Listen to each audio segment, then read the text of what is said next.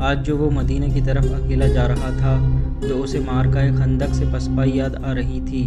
اسے غصہ بھی آ رہا تھا اور وہ شرمسار بھی ہو رہا تھا۔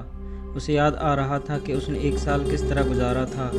وہ مدینہ پر ایک اور حملہ کرنا چاہتا تھا، لیکن اہل قریش مدینہ کا نام سن کر دبک جاتے تھے۔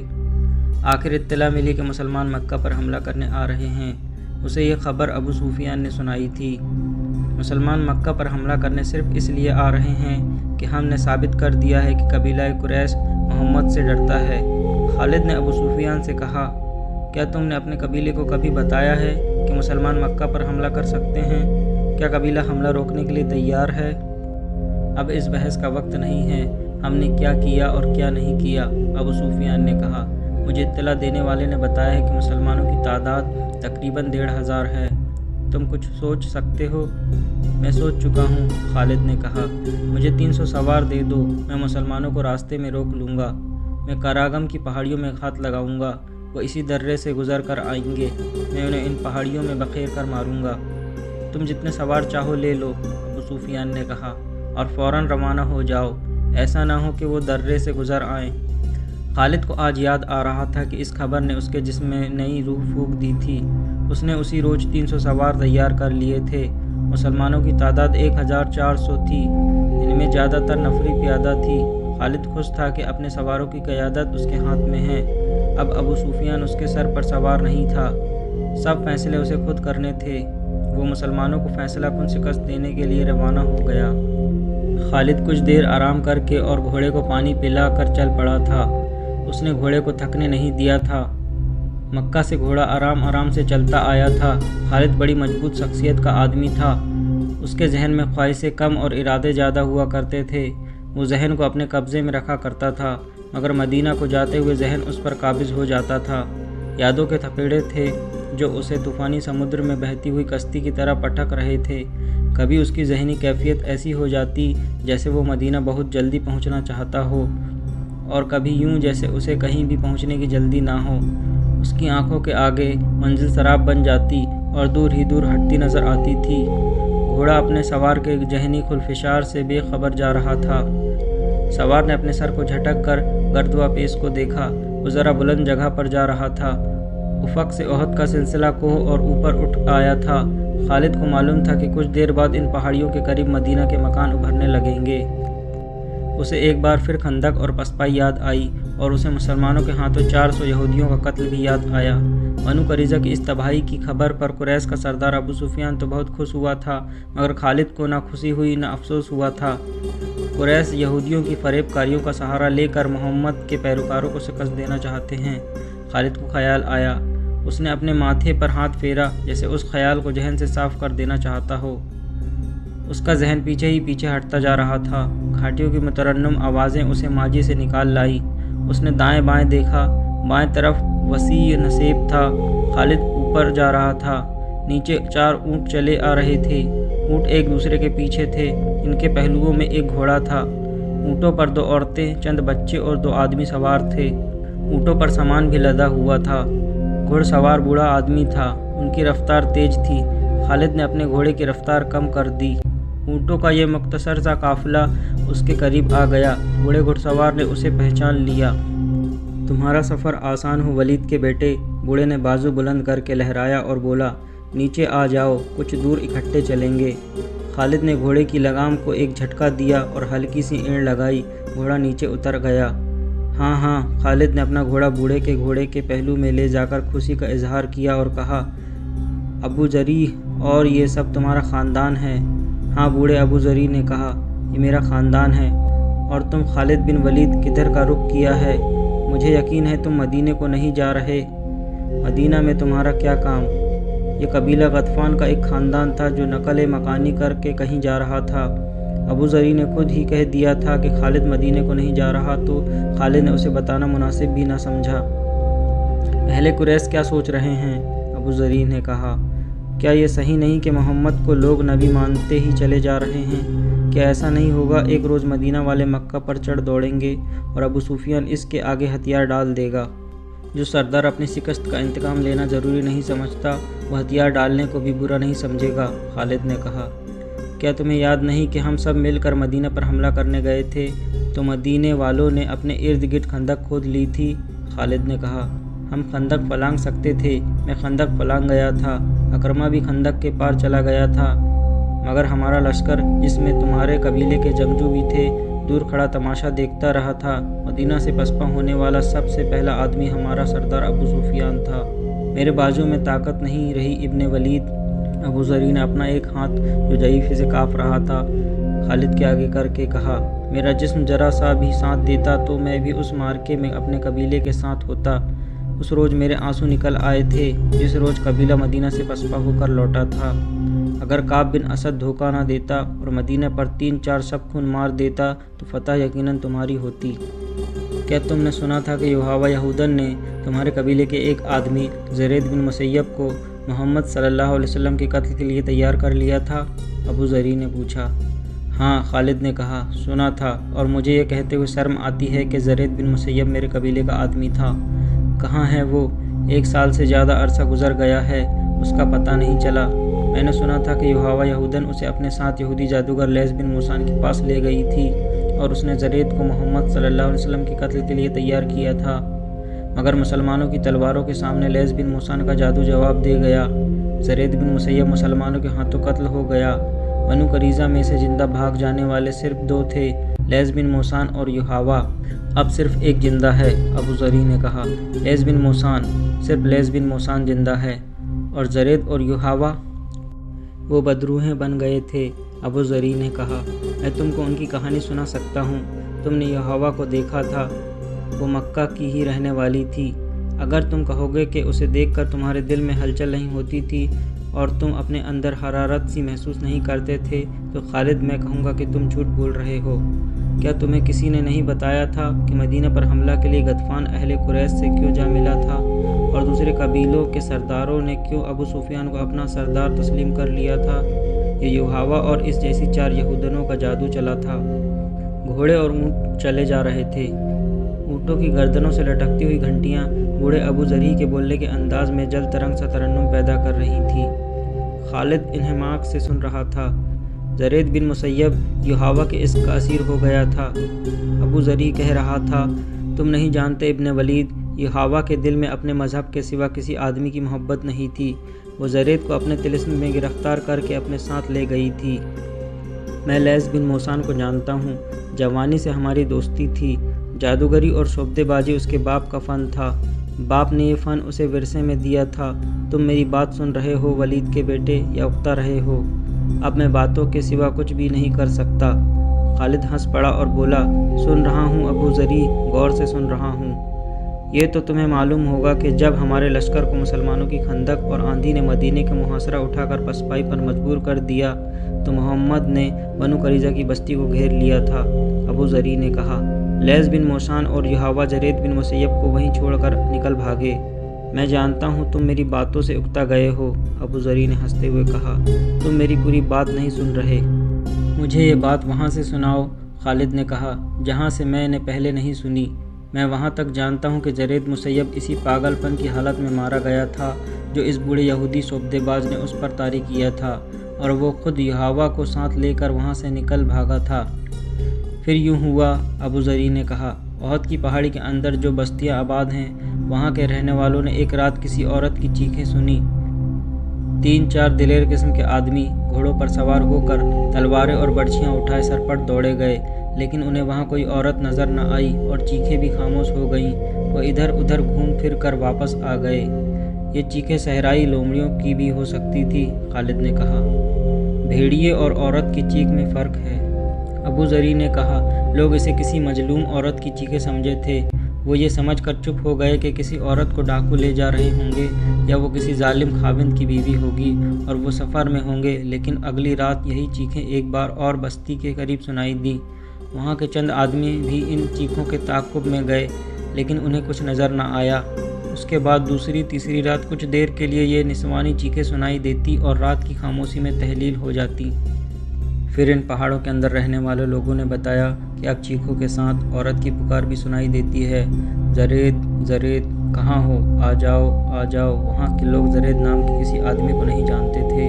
ان کے بزرگوں نے کہا کہ یہ کسی مرے ہوئے آدمی کی بدروح ہے جو عورت کے روپ میں چیخ چلا رہی ہے۔ ابو ذری کے بولنے کے انداز میں ایسا تاثر تھا جو ہر کسی کو متاثر کر دیا کرتا تھا، لیکن خالد کے چہرے پر کوئی تاثر نہ تھا جس سے پتہ چلتا کہ وہ قبیلہ غطفان کے اس بوڑھے کی باتوں سے متاثر ہو رہا ہے۔ لوگوں نے اس راستے سے گزرنا چھوڑ دیا تھا جہاں سے آوازیں عموماً سنائی دیا کرتی تھیں۔ ابو ذری نے کہا، ایک روز یوں ہوا کہ دو گھڑ سوار جو بڑے لمبے سفر پر تھے ایک بستی میں گھوڑے سر پر دوڑاتے پہنچے۔ گھوڑوں کا پسینہ یوں پھوٹ رہا تھا جیسے وہ پانی میں سے گزر کر آئے ہوں۔ ہانپتے کانپتے سواروں پر خوف طاری تھا۔ انہوں نے بتایا کہ وہ ایک وادی میں سے گزر رہے تھے کہ انہیں کسی عورت کی پکار سنائی دی، زرید ٹھہر جاؤ، زرید ٹھہر جاؤ، میں آ رہی ہوں۔ ان گھڑ سواروں نے ادھر دیکھا جدھر سے آواز آ رہی تھی۔ ایک پہاڑی کی چوٹی پر ایک عورت کھڑی ان گھڑ سواروں کو پکار رہی تھی۔ وہ تھی تو دور لیکن جوان لگتی تھی۔ وہ پہاڑی سے اترنے لگی تو دونوں گھڑ سواروں نے گھوڑوں کو ایڑ لگا دی۔ سامنے والی چٹان گھومتی تھی۔ گھڑ سوار اس کے مطابق وادی کے اندر گھوم گئے۔ انہیں 3-4 مزید موڑ موڑنے پڑے۔ گھبراہٹ میں وہ راستے سے بھٹک گئے تھے۔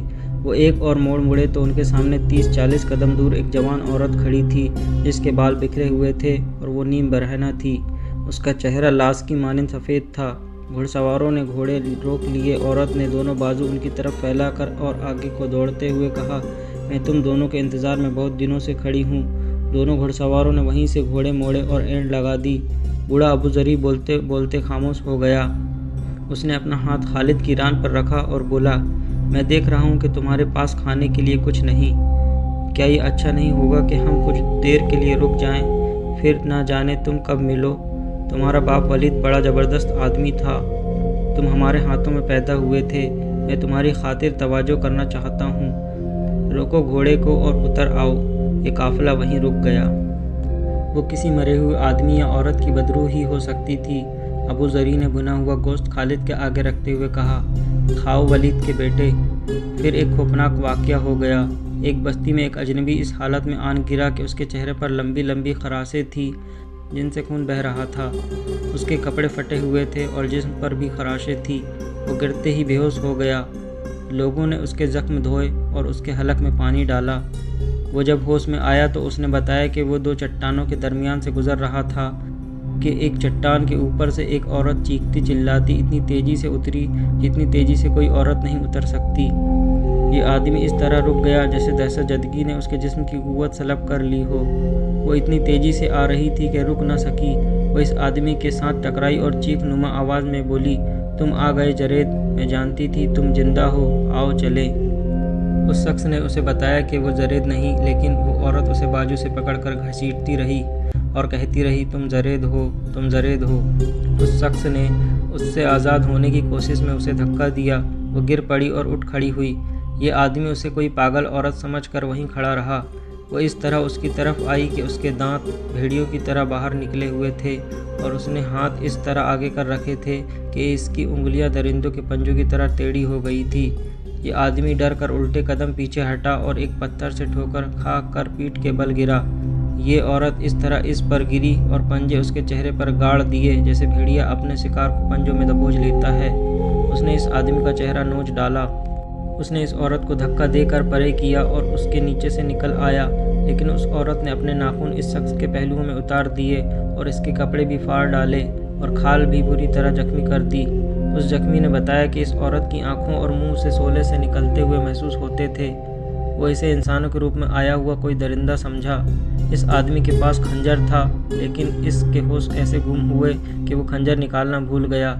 اتفاق سے اس آدمی کے ہاتھ میں اس عورت کے بال آ گئے۔ اس نے بالوں کو مٹھی میں لے کر زور سے جھٹکا دیا۔ وہ عورت چٹان پر گری۔ یہ آدمی بھاگ اٹھا۔ اسے اپنے پیچھے اس عورت کی چیخیں سنائی دیتی رہیں۔ اسے بالکل یاد نہیں تھا کہ وہ اس بستی تک کس طرح پہنچا ہے۔ وہ ان خراشوں کی وجہ سے بے ہوش نہیں ہوا تھا۔ اس پر دہشت سوار تھی۔ پھر 2 مسافروں نے بتایا کہ انہوں نے راستے میں ایک آدمی کی لاش پڑی دیکھی ہے جسے کسی درندے نے چیر پھاڑ کر ہلاک کیا ہوگا۔ انہوں نے بتایا کہ اس کے کپڑے پھٹے ہوئے تھے اور تمام جسم پر خراشیں تھیں۔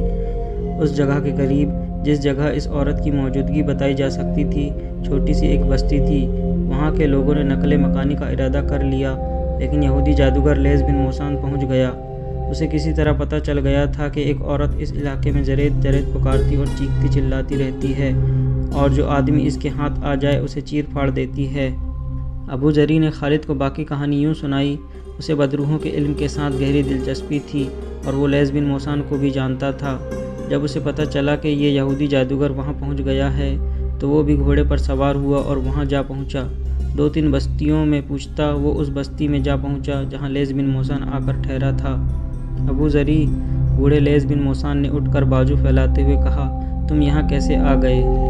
میں یہ سن کر آیا ہوں کہ تم اس بدروح پر قابو پانے کے لیے آئے ہو۔ ابو ذری نے اس سے بغل گیر ہوتے ہوئے کہا، کیا میں نے ٹھیک سنا ہے کہ اس بدروح نے یا وہ جو کچھ بھی ہے 2-3 آدمیوں کو چیر پھاڑ ڈالا ہے؟ وہ بدروح نہیں ہے میرے بھائی، لیث بن موسان نے ایسی آواز میں کہا جو ملال اور پریشانی سے دبی ہوئی تھی۔ وہ خدائے یہودا کی سچی نام لیوا ایک جوان عورت ہے۔ اس نے اپنی جوانی، اپنا حسن اور اپنی زندگی یہودیت کے نام وقف کر رکھی تھی۔ اس کا نام یہوہ ہے۔ میں نے اسے مکہ میں 2-4 مرتبہ دیکھا تھا، ابو ذری نے کہا۔ اس کے کچھ جھوٹے سچے قصے بھی سنے تھے۔ یہ بھی سنا تھا کہ اس نے قریش کے ایک آدمی جرید بن مسیب کو تمہارے پاس لا کر محمد صلی اللہ علیہ وسلم کے قتل کے لیے تیار کیا تھا۔ پھر میں نے یہ بھی سنا تھا کہ تم اور یہوہ مسلمانوں کے محاصرے سے نکل گئے تھے اور زرید پیچھے رہ گیا تھا۔ اگر یہوہ زندہ ہے اور وہ بدروح نہیں تو وہ اس حالت تک کس طرح پہنچی ہے؟ اس نے اپنا سب کچھ خدائے یہودا کے نام پر قربان کر رکھا تھا، لیث بن موسان نے کہا، لیکن وہ آخر انسان تھی، جوان تھی اور جذبات کی قربانی نہ دے سکی۔ اس نے زرید کی محبت کو اپنی روح میں اتار لیا تھا۔ زرید پر جتنا اثر میرے خاص عمل کا تھا اتنا ہی یہوہ کی والہانہ محبت کا تھا۔ میں سمجھ گیا، ابو ذری نے کہا، اسے جرید بن مسیب کی موت نے پاگل کر دیا ہے۔ کیا تمہارا عمل اور تمہارا جادو اس عورت پر نہیں چل سکتا تھا؟ لیث بن موسان نے لمبی آہ بھری اور بے نور آنکھوں سے ابو ذری کو ٹکٹکی باندھ کر دیکھا اور کچھ دیر چپ رہنے کے بعد کہا، میرا عمل اس پر کیا اثر کرتا؟ وہ مجھے بھی چیرنے پھاڑنے کو مجھ پر ٹوٹ پڑی تھی۔ میرا عمل اس صورت میں کام کرتا ہے کہ میں اس کی آنکھوں میں آنکھیں ڈال سکتا اور میرا ہاتھ تھوڑی سی دیر کے لیے اس کے ماتھے پر رہتا۔ جہاں تک میں اس علم کو سمجھتا ہوں، ابو ذری نے کہا، وہ پہلے ہی پاگل ہو چکی تھی اور تمہیں اپنا دشمن سمجھنے لگی تھی، اور اسے میرے خلاف دشمنی یہ تھی کہ میں زرید بن مسیب کو مسلمانوں کے رحم و کرم پر چھوڑ آیا تھا۔ لیث بن موسان نے کہا، میں اسے اپنے ساتھ لا سکتا تھا، لیکن وہ اس حد تک میرے طلسماتی عمل کے زیر اثر آ چکا تھا کہ ہم اسے زبردستی لاتے تو شاید مجھے یا یہوہ کو قتل کر دیتا۔ میں نے اس کے ذہن میں درندگی کا ایسا تاثر پیدا کر دیا تھا کہ وہ قتل و غارت کے سوا کچھ سوچ ہی نہیں سکتا تھا۔ اگر میں ایک درخت کے تنے کی طرف اشارہ کر کے کہتا کہ یہ محمد ہے تو وہ تلوار اس درخت کے تنے میں اتار دیتا۔ مجھے یہ توقع بھی تھی کہ یہ پیچھے رہ گیا تو ہو سکتا ہے محمد صلی اللہ علیہ وسلم تک پہنچ جائے اور اسے قتل کر دے، لیکن وہ خود قتل ہو گیا۔ کیا تم اب یہوہ پر قابو پا سکو گے؟ ابو ذری نے پوچھا۔ مجھے امید ہے کہ میں اسے اپنے اثر میں لے آؤں گا، لیث بن موسان نے جواب دیا۔ کیا تم مجھے اس کام میں شریک کر سکو گے؟ ابو ذری نے پوچھا اور کہا، میں کچھ جاننا چاہتا ہوں، کچھ سیکھنا چاہتا ہوں۔ اگر بڑھاپا تمہیں چلنے دے تو چلے چلو، لیث بن موسان نے کہا۔ میں تھوڑی دیر تک روانہ ہونے والا ہوں، یہاں کے کچھ آدمی میرے ساتھ چلنے کو تیار ہو گئے ہیں۔ اور پھر خالد بن ولید، بوڑھے ابو ذری نے اپنے پاس بیٹھے ہوئے خالد کے کندھے پر ہاتھ رکھ کر جذباتی آواز میں کہا، ہم دونوں بوڑھے اونٹوں پر سوار اس پہاڑی علاقے میں پہنچے جہاں کے متعلق بتایا گیا تھا کہ ایک عورت کو دیکھا گیا ہے۔ ہم تنگ سی وادی میں داخل ہو گئے۔ ہمارے پیچھے 10-12 گھڑ سوار اور 3-4 ستر سوار تھے۔ وادی میں داخل ہوئے تو ان سب نے کمانوں میں تیر ڈال لیے۔ وادی آگے جا کر کھل گئی۔ ہم دائیں کو گھومے تو ہمیں کئی گدھ نظر آئے جو کسی مردار کو کھا رہے تھے۔ ایک صحرائی لومڑی گدھوں میں سے دوڑتی ہوئی نکلی۔ میں نے اسے دیکھا کہ اس کے منہ میں ایک انسانی بازو تھا۔ ہم آگے گئے، 2 اور لومڑیاں بھاگی اور گدھ اڑ گئے۔ وہاں انسانی ہڈیاں بکھری ہوئی تھی، سر الگ پڑا تھا، اس کے لمبے بال ادھر ادھر بکھرے ہوئے تھے، کچھ کھوپڑی کے ساتھ تھے، آدھے چہرے پر ابھی کھال موجود تھی۔ وہ یہوہ تھی۔ لیث بن موسان کچھ دیر اس کی بکھری ہوئی ہڈیوں کو اور ادخائے چہرے کو دیکھتا رہا۔ اس کی آنکھوں سے آنسو بہہ کر اس کی دودھ جیسی سفید داڑھی میں جذب ہو گئے۔ ہم وہاں سے آ گئے۔ لیث بن موسان اور یحاوہ نے جرید بن مسیب کو محمد کے قتل کے لیے تیار کیا تھا۔ خالد نے ایسے لہجے میں کہا جس میں طنز کی ہلکی سی جھلک بھی تھی۔ جرید بن مسیب مسلمانوں کے ہاتھوں قتل ہوا اور یحاوہ کا انجام تم نے اپنی آنکھوں سے دیکھا ہے۔ کیا تم سمجھے نہیں ہو ابو ذری؟ ہاں ہاں، بوڑھے ابو ذری نے جواب دیا۔ لیث بن موسان کے جادو سے محمد کا جادو زیادہ تیز اور طاقتور ہے۔ لوگ ٹھیک کہتے ہیں کہ محمد کے ہاتھ میں جادو ہے۔ اس جادو کا ہی کرشمہ ہے کہ اس کے مذہب کو لوگ مانتے ہی چلے جا رہے ہیں۔ جرید کو قتل ہونا ہی تھا میرے بزرگ دوست، خالد نے کہا۔ اس بدروح کے قصے مدینے میں بھی پہنچے ہوں گے، لیکن وہاں کوئی نہیں دوڑا ہوگا۔ محمد کے پیروکاروں نے تسلیم ہی نہیں کیا ہوگا کہ یہ جن یا بھوت یا بدروح ہیں۔ محمد کے پیروکاروں کو دوڑنے کی کیا ضرورت ہے؟ ابو ذری نے کہا۔ محمد کے جادو نے مدینے کے ارد گرد حصار کھینچا ہوا ہے۔ محمد کو قتل نہیں کیا جا سکتا۔ وہ احد کی لڑائی میں زخمی ہوا اور زندہ رہا۔ تمہارا اور ہمارا اتنا زیادہ لشکر مدینہ کی اینٹ سے اینٹ بجانے گیا تو ایسی آندھی آئی کہ ہمارا لشکر تتر بتر ہو کر بھاگا۔ میدان جنگ میں محمد کے سامنے جو بھی گیا اس کا دماغ جواب دے گیا۔ کیا تم جانتے ہو محمد کے قتل کی ایک اور کوشش ناکام ہو چکی ہے؟